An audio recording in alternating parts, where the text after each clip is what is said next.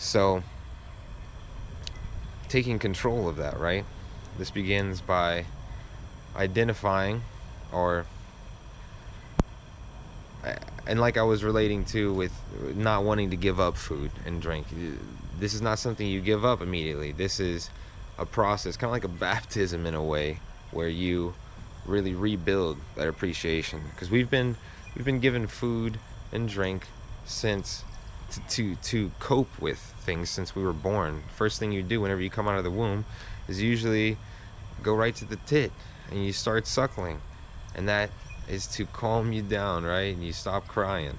Well, there's not many individuals that have gone without eating, much less drinking, for a day. I mean, sure, we could talk about the more impoverished regions of the world, but it's not like they chose to do that, because whenever you believe that you need the water or the liquid and food to sustain, to live, then that is how people starve to death. That is how people die of dehydration, because they believe that they're going to die without it. But as we all know, our belief creates our reality, which is a super easy thing to say. But when everyone knows about jinxing, if they'll don't jinx me. It'll be like, don't say that because you don't want it to happen. Well, what are you saying? You're believing it into reality. Well, so we know the negative of it, but we're not going to relate it to the positive. That doesn't make any sense. Of course, it's on both sides. So you have to believe that this is not so you have to believe that this is possible to do. And once again, this is not an overnight thing, but it really starts by really cracking that mold of believability, right? By doing it yourself.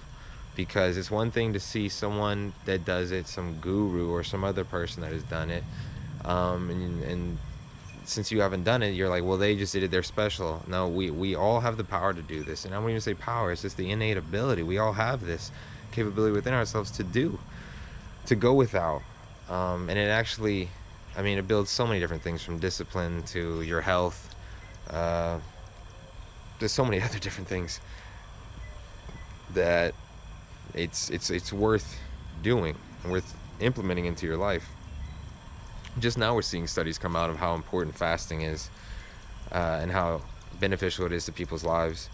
And these are people that are doing intermittent fasting to just a water fast. And these are the easiest forms of fasting. Dry fasting without food or water is where it's really a bit different. And it's slightly difficult at first. But once you weave it into your life, then, like anything, it becomes habitual, and it's not very difficult, and it just makes your life better, and you have more appreciation for not just food and water, but everything.